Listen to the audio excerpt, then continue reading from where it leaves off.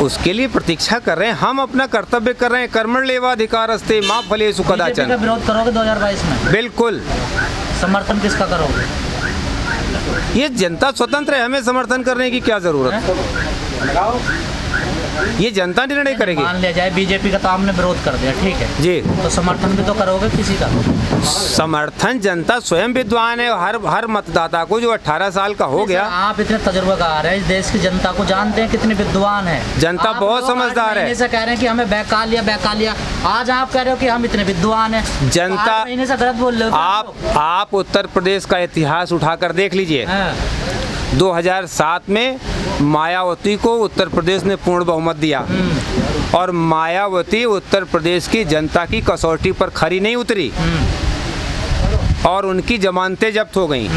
2012 में सपा को अखिलेश यादव के उत्तर प्रदेश ने पूर्ण बहुमत दिया और वो जनता की कसौटी पे खरे नहीं उतरे और उनको जनता ने धराशायी कर दिया। और 2017 में भारतीय जनता पार्टी को उत्तर प्रदेश ने बड़ी संभावनाओं के साथ प्रचंड बहुमत दिया, लेकिन इन्होंने गर्दन काटी उत्तर प्रदेश की जनता की। चारों तरफ अत्याचार, अनाचार, सरकारी अराजकता, थानों में अराजकता, तहसीलों में अराजकता, विकास कार्यों में अराजकता।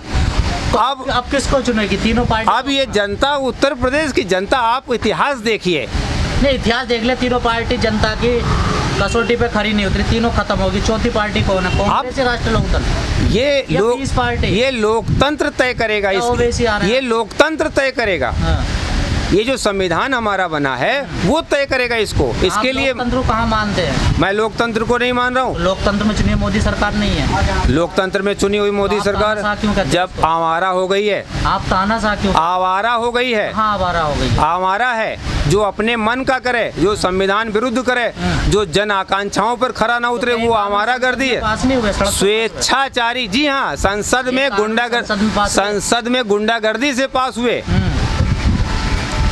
बल से पास हुए, छल से पास हुए। आपको नहीं लगता कि आपने इतना बड़ा बहुमत दे दिया? अब तानाशाह बता रहे हो।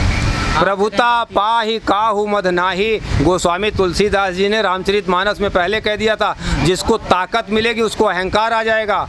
और मोदी को प्रचंड बहुमत मिलने के बाद इनका अहम आ गया है और इस अहंकार को भी अब तोड़ा जाएगा। अहंकार रावण का नहीं चला। तो मन बना लिया तोड़ने का? जी हाँ, टूटेगा, अहंकार टूटेगा। विपक्ष को तोड़ने का या सरकार को तोड़ने का? हमारी जिससे लड़ाई है हम उसकी बात करेंगे, बाकी तय देश की जनता करेगी। नहीं, एकजुट कैसे करोगे विपक्ष को? विपक्ष वो काम राजनीतिक पार्टियों का काम है, उसका जवाब मैं नहीं दूंगा। हराना तो आपको है ना। हमको तो ये बात करनी है कि जिस आदमी ने हमारा गला काटा, जिस राजनीतिक पार्टी ने किसान को नेस्तनाबूद करने की चाल चली, उस कुत्सित चाल का पर्दाफाश करना है। सरकार कह रही है कि 70 साल से गुलाम था किसानों से आज़ादी दे रहे हैं, हम आधुनिक बनाएंगे। जाकी रही भावना जैसी, प्रभु मूरत देखी तिन तैसी। तो वो गुलामी में जी रहे थे, इसलिए उनको सब गुलाम नजर आ रहा था। देश लोकतांत्रिक व्यवस्था पे चल रहा था। हर 5 साल में चुनाव हो रहा था। उसमें एनडीए की भी सरकार आई, उसमें यूपीए की भी सरकार आई, उसमें कांग्रेस की भी सरकार आई। तो कैसे कह सकता है कि क्या देश 1947 के बाद, 1951 के बाद अलोकतांत्रिक व्यवस्था में जी रहा था? जब देश में हर धर्मी प्रधानमंत्री है तो उसके लिए लड़ाई लंबी लड़नी पड़ेगी। ये प्रधानमंत्री ने अपनी नाक का सवाल बना लिया है। आपको क्यों लगता है हर धर्मी है? हर धर्मी ये है कि आप देखिए कि जिसके लिए उन्होंने कानून बनाया, जिसको लाभ मिलना है, वो तैयार नहीं है। दिल्ली में 8 महीने से चारों तरफ से किसान धरने प्रदर्शन पर बैठा हुआ है। सरकार बार बार बात करती है और झूठ पर झूठ बोलती है कि एमएसपी है, एमएसपी रहेगी। एमएसपी आज से नहीं है, एमएसपी तो दशकों से है, लेकिन एमएसपी किसान को मिल कहाँ रही है?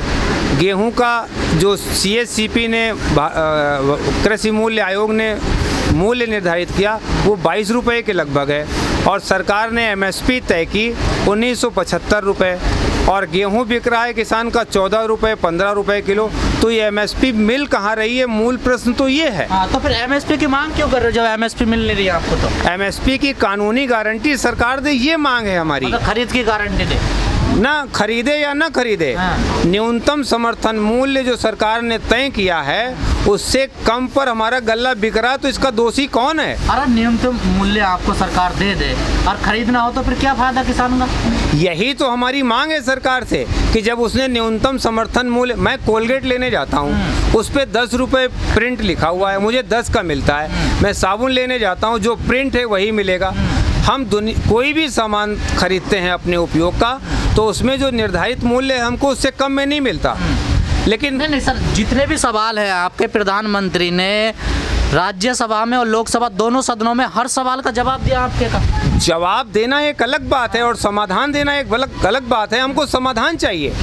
जब सरकार पिछले कई दशक से न्यूनतम समर्थन मूल्य तय कर रही है, तो जो प्रोक्योरमेंट के लिए, जो खाद्य सुरक्षा के लिए वो खरीदती है, मात्र उतना ही गल्ला जो कि कुल 6% के लगभग है, वही तो एमएसपी पर बिकता है। अगर मान ले जाए सर, आपकी बात मान ले सरकार और कानून में लिख दे कि एमएसपी रहेगी, ठीक है, एमएसपी हमने दे दी इनको, और उसकी खरीदना हो तो फिर क्या फायदा सर उसका? यही तो मैं मांग रहा हूँ ना। नहीं, यही तो सरदार बीएम सिंह कह रहे थे, वो तो छोड़ के चले गए आंदोलन को।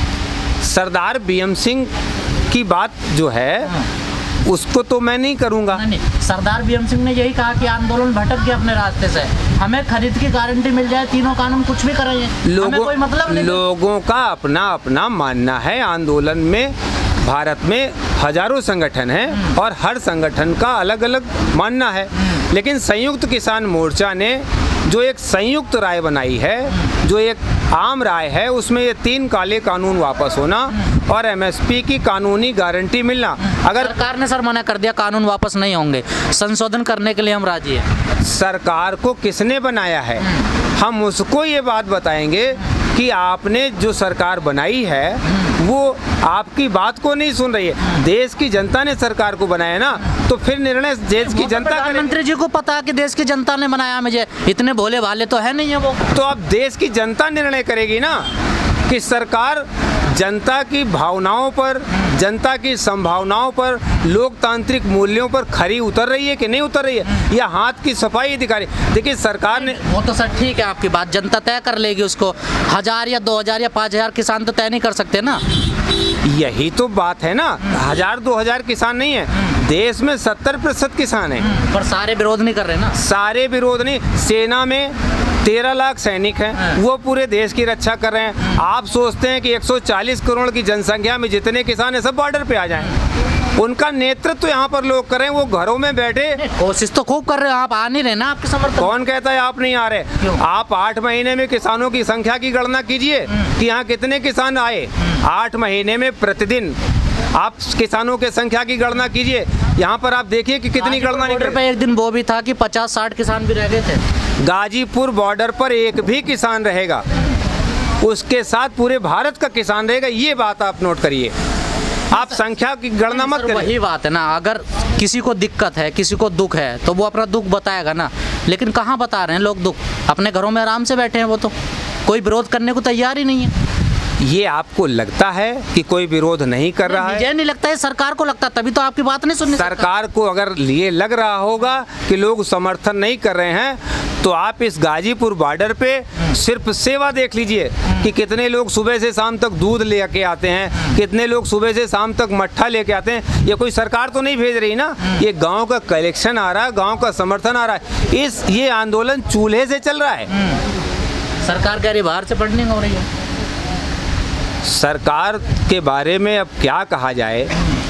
जनता के द्वारा बनाई गई सरकार ये अशिष्टता पर, गुंडई पर, बदतमीजी पर और बेहयाई पर उतारू है।